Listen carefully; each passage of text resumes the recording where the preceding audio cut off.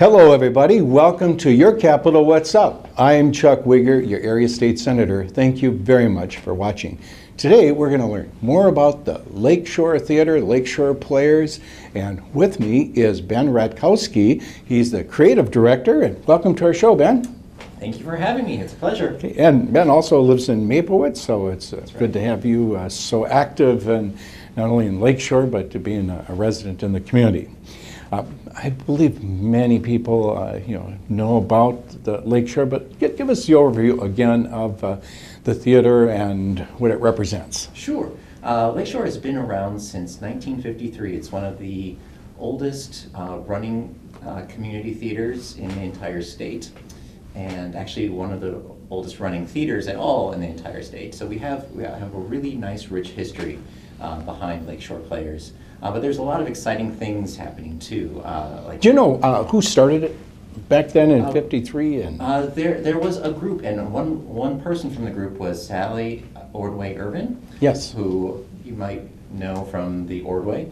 Yes. Yes. So she was one of the founding members with several other people as well, and it just kind of snowballed from there. But yeah, right now we are working on a capital campaign to build a new theater, which is very exciting. So after 63 years in a couple different renovated churches, we're looking to build a new place, which is really exciting for us. Okay. Right now you're on Stewart Avenue. Right now we are on 6th and Stewart. Yep. Yes, and the place where you want to be once you meet your goal, exceed your goal on the capital campaign? Sure. We'll be on Highway 61. It's the old Twin Cities Nursery. Yes. So it's right next to the White Bear Center for the Arts. We're kind of creating this, what we like to say, a arts district in the Northeast in White Bear. So that'll be, it's a prime location, and that little synergy between the visual arts and the performing arts is going to be fabulous. Great. Best case scenario as to when you will be breaking ground officially for the building? Well, right now, if we stay on the same pace, we should be able to break ground in the spring, meaning that in the fall of 2017 would be our first season over in the new space. It takes about a year to build the building and such. But yeah, so knock on wood, everything keeps going as planned, and then we'll be opening up in 2017. Very good. And so many productions, you're active in the education, so many parts of the community, and I want to encourage people to, not only go to the performances, but your website if they want to learn more. Yeah. The website, I Google Lakeshore Players. It's but lakeshoreplayers.org okay. is our website. And yeah, there's tons on there about the shows that are happening. Young Frankenstein is opening October 22nd. Mm-hmm. So that's a very exciting show. We have a lot of, as you were talking about education, we have a lot of theater classes going on. Yes. For all ages, from very young to through high school, or for the kids, and we're also looking to expand for adults and senior citizens, and even some like pre-K classes as well. So there's a lot going on at Lakeshore. Okay. And the Lakeshore Players, the theater company, for the overall structure, you have a board of directors. Correct. Yeah. And made up a lot of the community members. Mm-hmm. And then you have the executive director. You're a part of that staff team. Sure. And creative. So tell us about your role with Lakeshore. Great. Well, I am the artistic director. So yes, we have the board of directors and the executive director, and then there's me and there's other staff members. And what I'm in charge of as artistic director is the art part of the theater. I am in charge of making sure that we get quality artists in, and I help oversee all of the shows. We recruit volunteer performers from all across the Twin Cities. Like for Young Frankenstein, like I was mentioned earlier, we have people all the way from Plymouth to White Bear to, I think, down in Bloomington, and kind of everywhere in between. It kind of spans the entire cities. So I'm in charge of making sure that everyone, not only do we have a great product on stage, but everyone has a good time in the process of doing that as well. I also work with our education director to help plan our summer camps and our theater classes. His name is Aaron Fiskraditz, and he takes the lead in there, but I help facilitate that as well. But basically, I'm there I wear many different hats, and it just depends on the time of day, what hat. This is not a 9-to-5 job. No, nope. Yeah. No, it's a whenever it needs me sort of job. Yeah, it's always on call, which it's great. I've been in theater all my life, and being in theater for my full-time job, even though it's not 9 to 5, is great. It's a dream. So all your life, let's highlight that journey. Sure. When the seeds were planted. Oh, way back when I was knee-high to a grasshopper, so they say. Whereabouts? Milwaukee, Wisconsin okay. is where I grew up. Both my parents were teachers, and so Theater arts, speech? My dad was a drama teacher for elementary school kids, and that's one of the first ways I got my start. I have 3 sisters, 1 older, 2 younger, and we would always make plays in our basement and that sort of stuff. But my dad, when I was in 5th grade, got a job as the drama teacher in an elementary art school. And so I went to the school, and then that fed into a middle school for the arts, which fed into a high school for the arts. So I was always kind of around theater and the arts, and it just felt comfortable and the right thing to do. So after high school, the arts, well then what's the natural thing? Go to college for it. Were you a performer then, in addition to productions with your siblings and, yes. and others? Do you recall the first play that you were in? Or? Yeah, the very first play, it was before my dad's school. It was when I was in 1st grade. I guess my first formal play was a play where I played a snowman. And that was my very first role. And I remember coming home going, Mom, Dad, guess what? I'm a snowman in a play. I have to get my own costume, and I have to memorize these lines. And the funny thing about that is actually my grandma sewed this like very elaborate snowman costume for me, and I was really excited for it, and I brought it, and I was like, look at my costume, it's great. And everyone else like brought in like white garbage bags, and then and so I was like, well, they're like, well, you'll stick out, but that's okay. Your grandma made it for you, and that's fine. So, but yeah, I just remember being on stage and seeing the audience out there. It was what I like to call a gymatorium. So it was like a stage at the end of a gym, and I was on stage, and all the parents and family members and friends out in the audience, and came on, did my little snowman thing, sang a song, and thunderous applause. I was like, wow. And that kind of rush just got me hooked. So so you were in many productions then through high school. Sure. And you graduate in Milwaukee. Yep, I graduated in Milwaukee. Okay. Yep. What was the high school's name? Milwaukee High School of the Arts. Okay. Pretty self-explanatory. You would think it'd have a more creative name for it, but no, that's what it was called. Okay, good. And then you continued your education. I continued on to the UW Stevens Point in Wisconsin, and then I got my BFA there.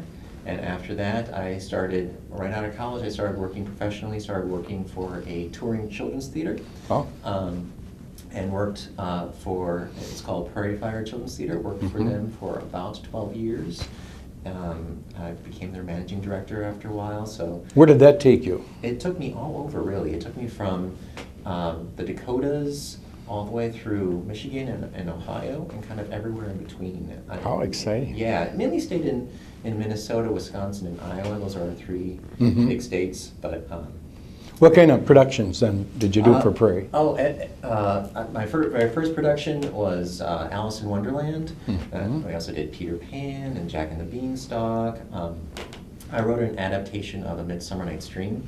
And basically, the way it worked, it was myself and one other person that would go into a town at the beginning of a week and then audition up to 100 some kids, fit as many as we can in the show. Yeah. And then at the end of the week, we perform with the kids. So in Peter Pan, I played Captain Hook. Yes. The kids would play Peter Pan and Wendy and John and Michael and all those.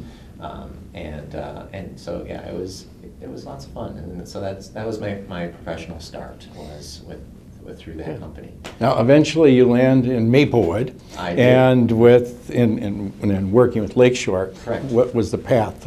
It was a little convoluted, to be honest. It was, so I met my wife with Prairie Fire, and then she got accepted to a Shakespeare and Performance master's degree program out in Virginia. Okay. The state, not the city. Mm-hmm. And we were out there for 3 years, and as the time was winding down at the end of her 3 years, decided, well, the world is our oyster. Where do we want to go? We could go anywhere. And Yeah. we put out resumes and applications really across the board. My wife is from Maryland Okay. originally. And so we put a bunch on the East Coast. We actually put some in Seattle. One of the places was Lakeshore. I knew being that we spent so much time in Minnesota, that we had some friends out in the Twin Cities area. So they were looking for a director. And I was like, well, if nothing else, I can stay with some friends for a little bit of time. I'll direct a show if they want me to direct a show. And then, if we end up in Timbuktu, I'll go to Timbuktu, and that's where I'll be. And they saw my application and interviewed me, and they called me back and said, yeah, we want you to direct a show. We also have an opportunity where you could stay on longer as something called an artistic director. And it's like, tell me more about this. And so it was kind of unexpected. Yeah. I was looking for something, but it just happened. And I sat down with our executive director, Joan Elwell, for a little bit, chatted with her, chatted with the board, and it was just the right thing to do. What year did you start? It was 2013. Okay. So. And then your spouse came with you. Did she land in a position in the Twin Cities? Yeah, right now she is working as a child care provider at a place called Lexington Kids, and she does shows in the evening time as well. She's worked a lot with a company called Shakespeare and Company. She actually taught some of our classes at Lakeshore. Actually, she's in our upcoming show, 'Twas the Night Before Christmas, which is a very family-friendly rendition of that show. So she does her share of performing as well. Wonderful. Yeah. And in terms of some of the key goals that you want to establish over the next couple of years, what would they be? Sure. For art? There are a bunch of different things. We want to try to integrate all the arts at Lakeshore. So we have a large theater following, which is great. When we go into our new building, we like to bring in some music groups. That would be fabulous. Get maybe some sort of dance groups and that sort of stuff in the building as well. We want to expand our programming. So right now we have 7 shows that happen throughout the year, and then we have our summer camp. So there's 9 shows that happen throughout the year. When we get into the new building, we're able to do not only our typical 7-show season with our 2 summer camps, but we're able to have a more expansive children's theater or family-friendly season. So we'd have an additional 5 shows happening there.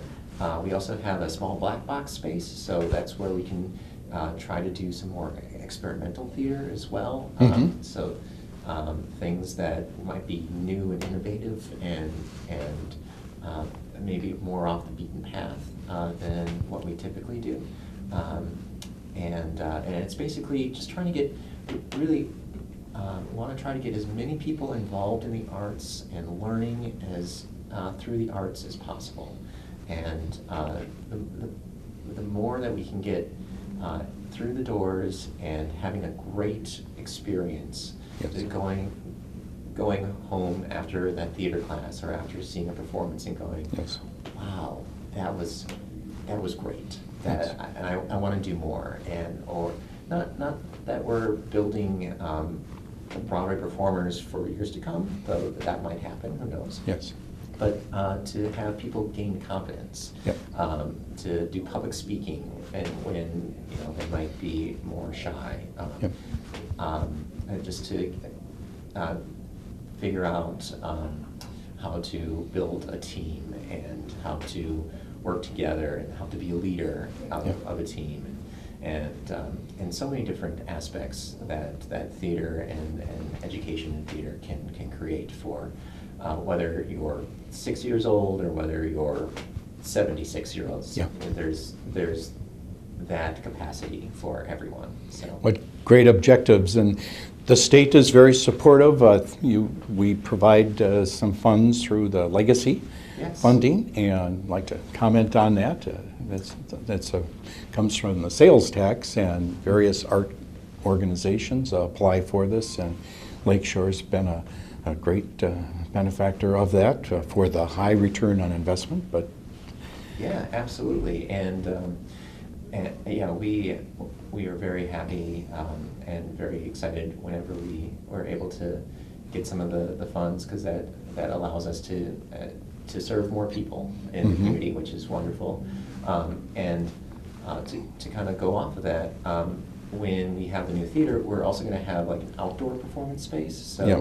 we'll have like an art park, so it'll be the nature side of the legacy part as well. So not only we'll have the art section of that pond, but the nature section as well. well, what a wonderful vision, and we're all rooting for you, for the Lakeshore family. I know you touch thousands of people, and you're on mission. Do you have time for any hobbies? Oh, sure. My goodness. I was wondering if you do Elvis impersonations. You're not the first one Okay. to ask that. Thank you very much. Okay. I don't typically do Elvis impersonations, but Okay. I could be kind of twist my arm could be twisted into doing so. Okay. I like to spend a lot of time with my wife. We like to explore nature. We like to Yes. go for hikes and go for runs around the lake Good. and things like that. Go in the fall time. It's prime time to go to orchards and Yes. and find like St. Croix Vineyards is a wonderful place just to grab a glass of wine and enjoy the fall colors and such like that. So Minnesota was the right decision. Absolutely, it was Yeah. absolutely, it was great, absolutely. You have the Four Seasons Yeah. and have a very strong arts community. It's actually #1 or per capita after New York in the country. So I mean, it's home for us, and it's great. Wonderful. We're almost out of time, Ben. Any concluding remarks you'd like to share on anything? Oh, goodness. I'm just really excited about Lakeshore, where through the rich history of where we've been and the ideas of where we're going to go is extremely exciting to me. And I can't thank you enough for allowing me to be on this program, so we can share the word about Lakeshore, and it was great chatting with you, so thank you so much. Ben Ratkowski, thank you for your passion for the arts, for your leadership as the artistic director. We look for many continued wonderful things at the Lakeshore Players. Awesome, thank you so much. And check out the website, and better yet, go to Lakeshore. It's always going to be a wonderful experience. If you have questions of me, give me a call. My phone is area code 651-770-0283. With Ben Ratkowski, I'm Chuck Wiger. Thank you very much for watching.